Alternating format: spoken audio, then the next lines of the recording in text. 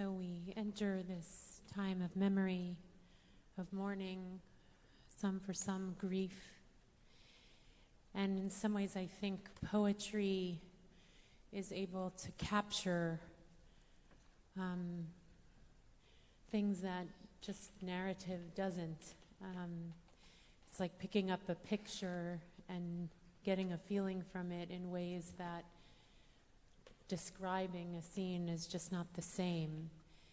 And I asked, my brother happens to be a poet and a literature professor, so I asked him some of his favorite poems about memory and mourning, and he said one of his favorite poets on mourning is Jack Gilbert, who's an American poet.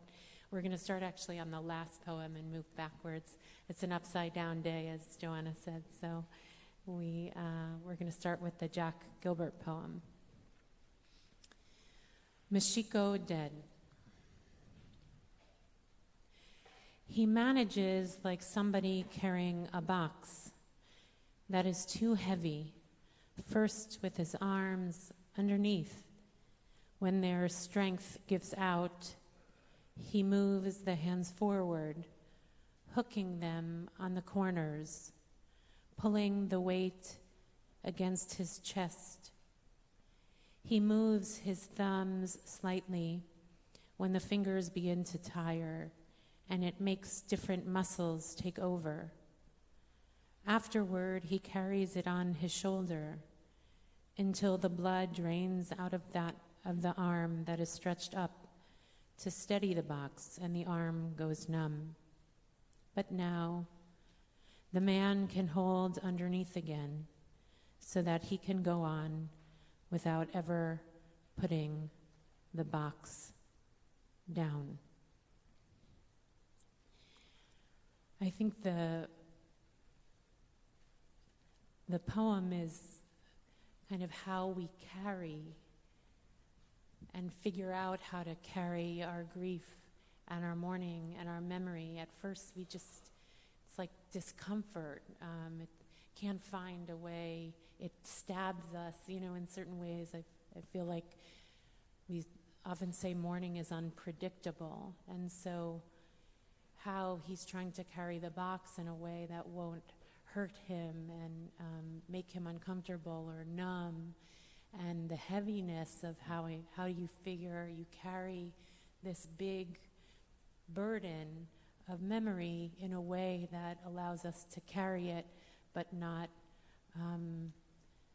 just carry it consistently. And the poem kind of morphs into a place where after a period of time he's able to just hold it with a certain amount of comfort. And I think it illustrates in many ways a process of grief and mourning, and Yizkor is a way to honor the box, and put it right in front of us. And I think for mourning that is fresher, grief that is more fresh, it's harder to hold it. It's just hard to know how. And it comes up in ways that I think we don't know always how to be with it. And so his process of articulating that through the burden of the box or the heaviness of the box, I think is particularly profound. I think he describes an experience that everybody can relate to. Who has not ever carried a box, a heavy box, and you try to wrap your arms and it's too heavy and you switch sides, and we carry boxes all the time now, particularly. Too many boxes. Too many boxes. Days. I mean, like, we are in the era of Amazon. And so everybody, I think, can relate to this experience, to the experience of eventually finding the way to carry the box. I'm also stricken by the box, because the box is also a coffin. It's not just a box, it's a box, but a box also has another meaning. And so I think he weaves in here the everyday experience of carrying something difficult, heavy, a burden, with a unique experience. It's the everyday, and it's also the unique experience that comes in life more than once, but unique, which is the box of the remains of our loved ones. And I did a little bit of research today. It's so easy to research. And Michiko was his student, whom he then married. They married, and she died young. 36, she was 36. And she died in 1982. And this poem... He's no longer living either. He's no longer living, right. So I just find it it's so easy to relate. Yeah. Also, I think as you spoke about the notion of the coffin, the box is also just the outside, right? It's not, we don't know what's inside this box that he's carrying. And sometimes we carry things in a box of what we need. Sometimes it's a surprise. You know that, in a sense, it's just the outside. And I think that's also what's hard about memory, is that you're trying to hold on to something that you can't touch.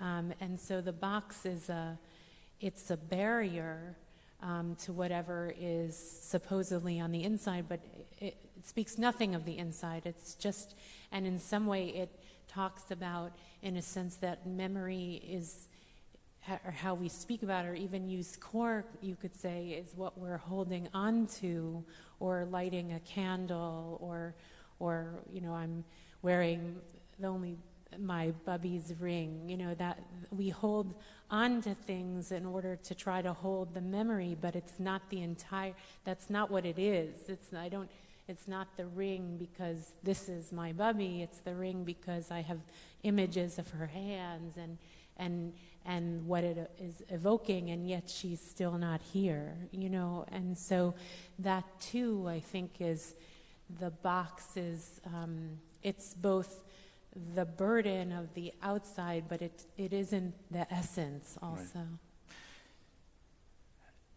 This box actually is different than all the other boxes that we carry, because all the other boxes we put down. Yes. We may carry them for blocks and blocks on end, or up the stairs. I mean, people who have walk-up apartments can relate to this, right? Carrying the box. But eventually you come and you put it down, and you feel this great sense of relief. And your body aches or your arms ache. But finally you put it down. And here, he doesn't ever put it down. He actually learns how to carry this box forever. Yeah. He accommodates, and he finds the way to move on and to continue walking, always carrying this box. Yeah. And this is what mourning is. Right. To learn how to carry this box. In the beginning, it's very uncomfortable, it's very heavy, it's very difficult, some of us don't have practice. And so, some people, unfortunately, have had practice in mourning. I know some people here who've lost many loved ones, and some who lost loved ones in proximity to each other, and somehow you are in that mode of mourning. But for some people it just comes and it's out of nowhere, you don't know, and in the beginning it's so difficult and so heavy, and eventually you find the way to carry. And sometimes, as we've said many times, relationships that are particularly difficult, or that are just fraught with complexity, with emotions that are not all wonderful and loving, the burden is even heavier. And some people eventually find a way to be able to carry that box forever, never have to put it down. Right. Which is also an image, we use the expression baggage, that we have baggage, memory is also baggage, and some of that is in powerful ways, like legacy baggage, but also, as you spoke about, difficult relationships have difficult memories, and therefore the grief is different and the baggage is different, and yet we learn how to hold it. And part of Yizkor, I think, particularly on Yom Kippur, as different from the other times we say it, is about we're always trying to work through our baggage, much of which is... I think about it, in the older days, you used to come to the airport with your bags. They didn't have wheels. Right. So there was always somebody there that you paid to carry your baggage. Right, right. Eventually, everybody carries their baggage today. Right, that's right. Most of us. Yeah. Mostly. No, it's true. Like that's part of the work, I think, of this day, is none of us live in isolation. None of us are born without parents or acquire parents, and we're wrestling with what our baggage is, which for many of us is bound in memory. And so part of, I think, this day and Yizkor on this day is to hold it in front of us and look at it, not only integrate it, which is part of what he's saying. It becomes, in a sense, a part of his body, in a way that memory becomes part of who we are, but also to look at it a little more closely. And I think sometimes we need to stop in order to pay attention to, one, what we've lost, and to reconnect with some goodness, and sometimes also the pain. That's part of why we do this on Yom Kippur in particular. Thank you, brother. It's an extraordinary poem, really extraordinary poem. The second poem, walking our way back, is a poem by the Israeli poet Zelda Schneerson, who was born at the beginning of the 20th century and was the poet of the years of the formation of the state. She wrote many, many beautiful poems. And this poem appears in the Mahzor Lev Shalem. It was included here as an offering for Yizkor. Shlomi kashur bechut el shlomcha. והחגים האהובים ותקופות השנה הנפלאות, עם אוצר הריחות, הפרחים, הפרי, העלים והרוחות, ועם הערפל והמטר, השלג הפתאומי והטל, תלויים על חוט הכמיהה. אני ואתה והשבת, אני ואתה וחיינו, בגלגול הקודם. אני ואתה והשקר, והפחד, והקרעים, אני ואתה ובורא השמיים שאין להם חוף. אני ואתה והחידה, אני ואתה והמוות. My peace is tied by a thread to yours.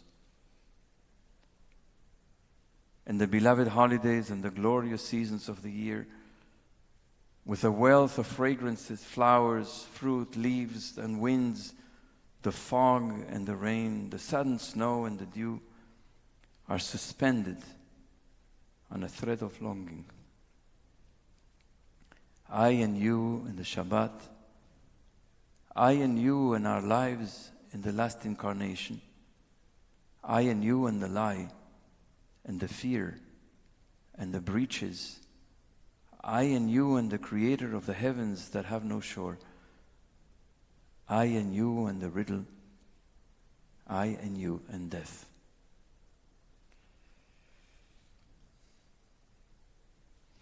So powerfully evocative of how our lives are intertwined with the lives of those who've left this world and remain in the memories, in the holidays. And many people can relate.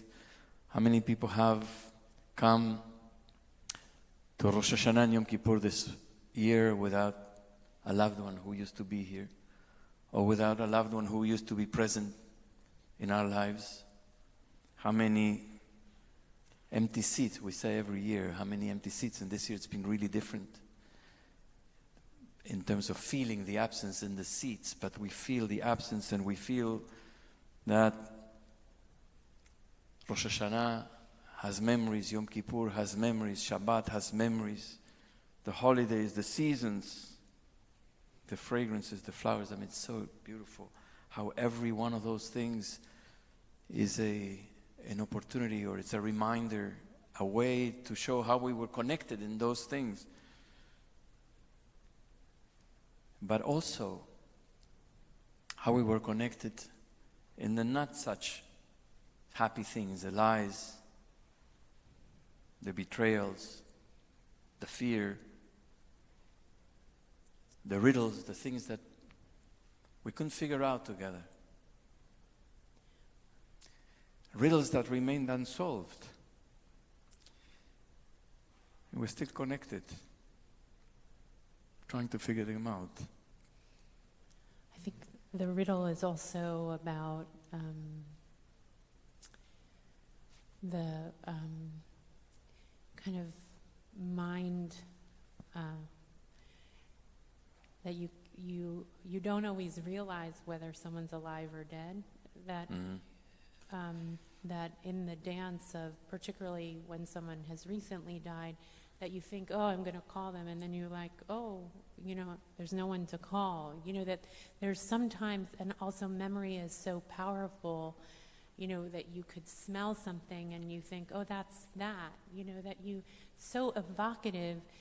Memory itself is a riddle because it makes you feel that the person is still there. Yeah. And so, and I think that's why also it lives between God, in the poem, between God and death, is because there's something also divine about memory, of how it's very blurring of the relationship and the threading, how tied we are to our loved ones who have died, and we get pulled. Sometimes we want to be closer to death. When someone dies, sometimes we wish we were with them. And it's like that dance in a certain way between this world and whatever world is after, and sometimes we're turned upside down in that dance. It's so interesting that she uses the image of a thread. So when we are born, The umbilical cord. the cord is cut. But when we die, it's never cut. Yeah, We're always tied. that's right. It's a powerful image. I and you and death, we're still connected. We don't ever cut it.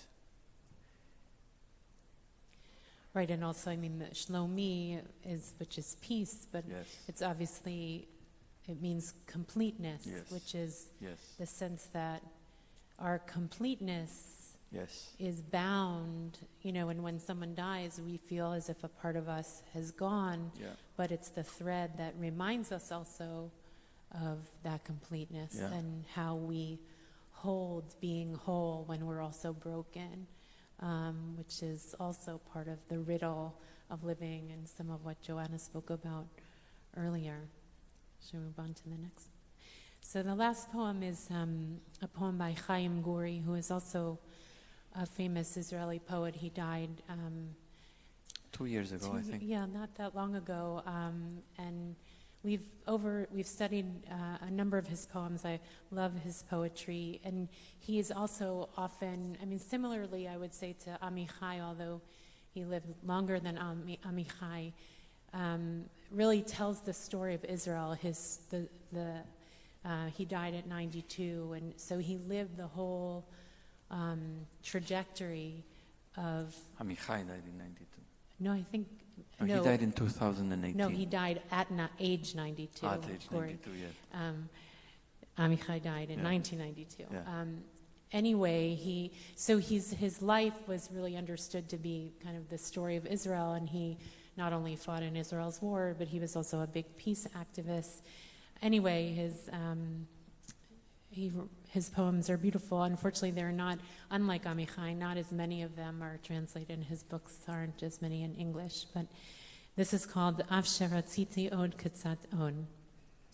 V'da lecha she'azman ha'yavim haruach v'hamayim lo yimchaku otcha. Ata temashech asui me'atiyot ze lo ma'at mashu.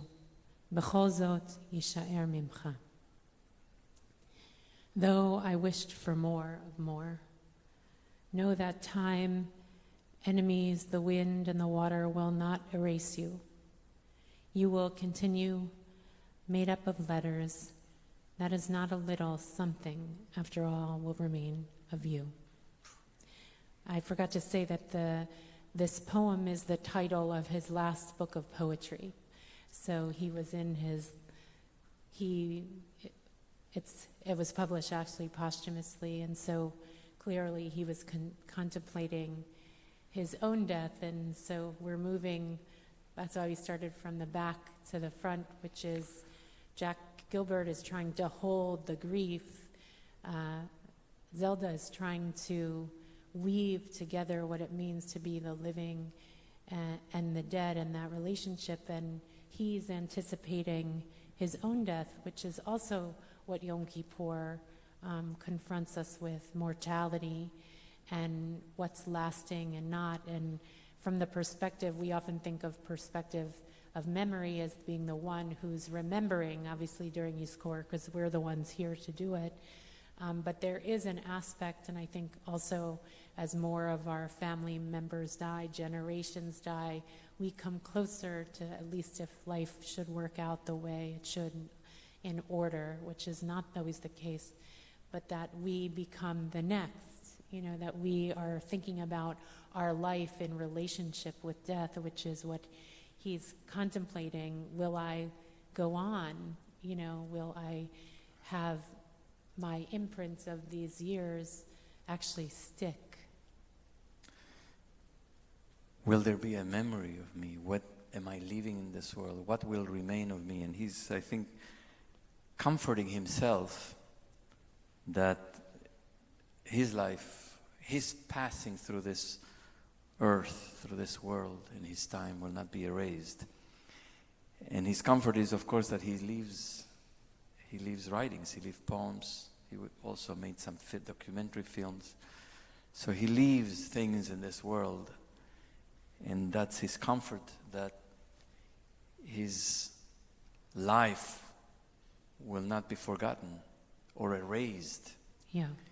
And erased is a very powerful, it's not forgotten, it's erased. It's the same word as like an eraser in Hebrew, like on the chalkboard. Wipe it out. Yeah. So his letters, or his poems, his words will remain. And the question for us is, what will remain of us? What are we each leaving in this world? And I think everybody leaves something in this world, in the heart of other people, in the actual transformation that we make in the world, in the actual gifts that we give the world. Whatever we do, whoever we are, this is not about, he happened to be a very important and well-known writer, but this is not about important people, it's about ordinary people. Yeah. And so the question at the time of Yizkor and Yom Kippur is, what do we leave? And more important, what do we want to leave? Because we have agency. That's right. What are we writing in the book of our lives, to use the image of Untan Tokef? So that I think I said it before, that I think one of our greatest fears, in a very, very deep existential level, in the deeper layers of our being, in terms of our insecurity, And our fears is the fear that we won't matter in this world. That will disappear. That nothing will remain of me. That I haven't made any mark, that I haven't left anything in this world. That I'm basically dispensable. I think we all have that fear. And of course, the response is we're not dispensable. We have agency, we do things. We fail, we try again. And we have an opportunity in the time that is given us to, like you will continue made up of letters, we will continue made up of fill the blank.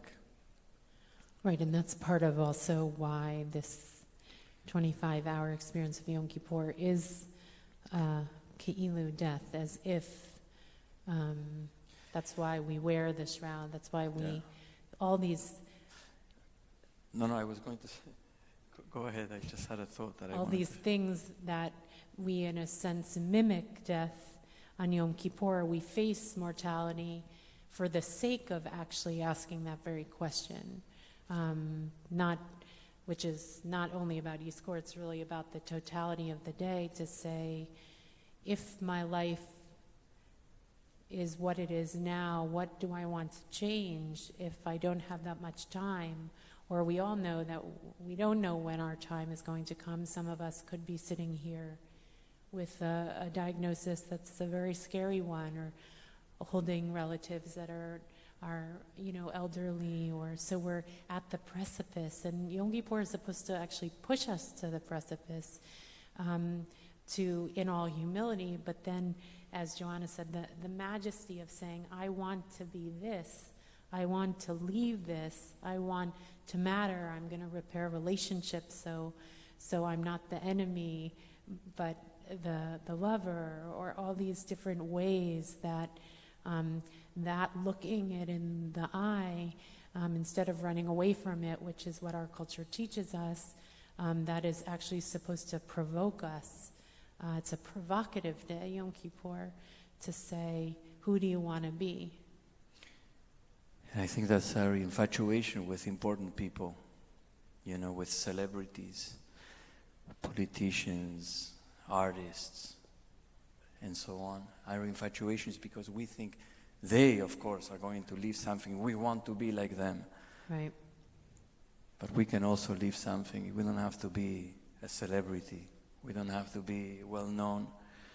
Some people leave things in this world beseter, right, in secret, with humility. The legend of the 36 righteous people that are hiding in the world. Nobody knows who they are. They're not celebrities, but they are the people who sustain the world.